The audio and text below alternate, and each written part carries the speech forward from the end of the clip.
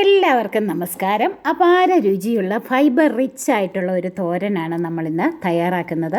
അപ്പോൾ ഇതിൽ ധാരാളം വൈറ്റമിൻസും മിനറൽസും പ്രോട്ടീനും ഒക്കെ അടങ്ങിയിട്ടുണ്ട്. അപ്പോൾ ഈ തോരൻ എങ്ങനെ തയ്യാറാക്കാമെന്ന് നോക്കാം. വീഡിയോ ഇഷ്ടമായാൽ നിങ്ങൾ ഒന്ന് ലൈക്ക് ചെയ്യണം. സബ്സ്ക്രൈബ് ചെയ്യാതെ കാണുന്ന കൂട്ടുകാരുണ്ടെങ്കിൽ ദയവായി ഒന്ന് സബ്സ്ക്രൈബ് ചെയ്ത് സപ്പോർട്ട് ചെയ്യണേ. മറക്കാതെ ആ ബെൽ ബട്ടൺ ക്ലിക്ക് ചെയ്ത് ഓൾ ഓപ്ഷൻ കൊടുക്കണം. അപ്പോൾ നമുക്ക് വീഡിയോയിലേക്ക് പോകാം. അമരപ്പയർ തോരനാണ് നമ്മൾ തയ്യാറാക്കുന്നത്.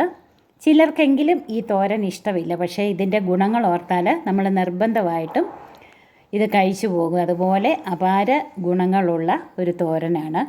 അപ്പോൾ അതിൻ്റെ നന്നായിട്ട് അതൊന്ന് കഴുകി അതിൻ്റെ സൈഡിലത്തെ നൂലൊക്കെ ഒന്ന് എടുത്ത് കളഞ്ഞിട്ട് നമുക്കിതുപോലെ കുനുകുനാന്ന് പൊടിയായിട്ടൊന്ന് അരിഞ്ഞെടുക്കാം.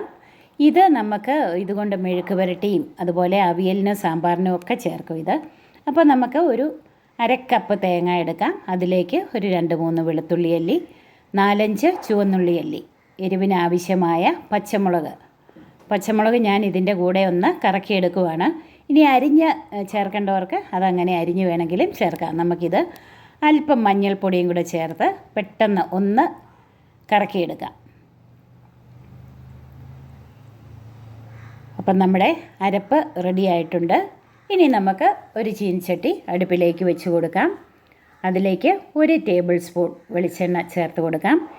എണ്ണയൊന്ന് ചൂടായി കഴിയുമ്പോഴത്തേക്ക് നമുക്ക് കടുക് ചേർത്ത് കൊടുക്കാം. കടുകൊന്ന് പൊട്ടി വരുമ്പോഴത്തേക്ക് നമ്മൾ അല്പം ചുവന്നുള്ളി അരിഞ്ഞത് ചേർത്ത് കൊടുക്കാം.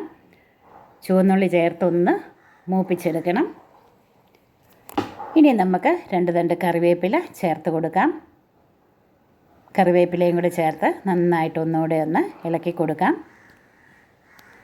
അപ്പോൾ കുട്ടികൾക്കൊക്കെ നിർബന്ധമായിട്ട് നമ്മൾ ഈ തോരൻ തയ്യാറാക്കി കൊടുക്കണം. അത്രയ്ക്കും പ്രോട്ടീൻ റിച്ച് ആയിട്ടുള്ളൊരു തോരനാണ്. ഇനി നമുക്ക് നമ്മൾ തയ്യാറാക്കി വെച്ച അരപ്പ് അതിലേക്ക് ചേർത്ത് കൊടുക്കാം. അരപ്പ് ചേർത്തൊന്ന് വഴറ്റിയെടുക്കണം. ഇതിൻ്റെ പച്ചമണം മാറുന്നതുപോലെ ഒന്ന് വഴറ്റിയെടുത്ത് ആവശ്യമായ ഉപ്പുപൊടി നമുക്ക് ഈ സമയം ചേർത്ത് കൊടുക്കാം. ഉപ്പുപൊടിയും കൂടെ ചേർത്ത് ഒന്നുകൂടെ ഒന്ന് ഇളക്കി കൊടുക്കാം. ഇനി നമ്മൾ അരിഞ്ഞു വച്ചിരിക്കുന്ന അമരപ്പയർ അതിലേക്ക് ചേർത്ത് കൊടുക്കാം. ഇതിന് ഒരല്പം വേവുണ്ട്, അതുകൊണ്ട് നമുക്ക് ഒരല്പം വെള്ളവും കൂടി ഇതിലേക്ക് ചേർത്ത് കൊടുക്കണം. നന്നായിട്ടൊന്ന് ലെവൽ ചെയ്ത് കൊടുക്കാം. ഞാൻ അരപ്പ് അരച്ചെടുത്ത മിക്സിയുടെ ചെറിയ ബൗളിലേക്കൊരു 1/4 കപ്പ് വെള്ളവും കൂടി ഒഴിച്ച് അതുകൂടെ നമുക്ക് ഇതിലേക്ക് ചേർത്ത് കൊടുക്കുന്നുണ്ട്. ഇത്രയും വെള്ളം മതി, പെട്ടെന്ന് തന്നെ ഇത് വെന്ത് കിട്ടും.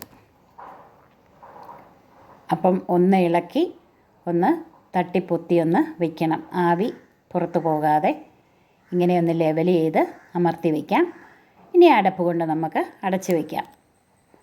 2 മിനിറ്റ് കഴിയുമ്പോൾ ഒന്നുകൂടെ ഒന്ന് മൂടി തുറന്ന് ഒന്നുകൂടെ ഒന്ന് ഇളക്കി അതുപോലെ ഒന്ന് അമർത്തി ലെവൽ ചെയ്ത് വയ്ക്കാം. അങ്ങനെ 2 പ്രാവശ്യം ചെയ്ത് കഴിയുമ്പോഴത്തേക്ക് നന്നായിട്ട് എല്ലാ ഭാഗവും നന്നായിട്ട് വെന്ത് കിട്ടും. അപ്പോൾ ഒന്നുകൂടെ ഒന്ന് മൂടി വയ്ക്കാം. 2 പ്രാവശ്യം ഇങ്ങനെ ചെയ്ത് കഴിയുമ്പോഴത്തേക്ക് തന്നെ വെന്ത് കിട്ടും. ഇപ്പം ഒന്നുകൂടി ഒന്ന് തുറന്ന് നോക്കി വെള്ളമെല്ലാം നന്നായിട്ട് വറ്റി വന്നിട്ടുണ്ട്. പാകത്തിന് വെന്ത് വന്നിട്ടുണ്ട്. ഇനി ഇങ്ങനെ ഒന്ന് നിരത്തിയിട്ട് നമുക്ക് വെള്ളം അല്പം കൂടി ഒന്ന് വറ്റിച്ചെടുക്കാം. നല്ല സ്വാദുള്ള ഒരു തോരനാണ്. പച്ചയ്ക്ക് ഇത് നമ്മൾ അരിയുമ്പോഴത്തേക്ക് ഇതിനൊരു ചെറിയൊരു മക്കുമണം പോലെയുണ്ട്. പക്ഷേ കറി വെച്ച് കഴിയുമ്പോഴത്തേക്ക് തോരനൊക്കെ വെച്ച് കഴിയുമ്പോഴത്തേക്ക് അത് മാറും. നല്ല രുചിയുള്ള തോരനാണ്. അപ്പോൾ നിങ്ങൾ തീർച്ചയായിട്ടും ഒന്ന് ട്രൈ ചെയ്ത് നോക്കണം. ഇനിയും പുതുരുചികളുമായി നമ്മൾക്ക് വീണ്ടും കാണാം.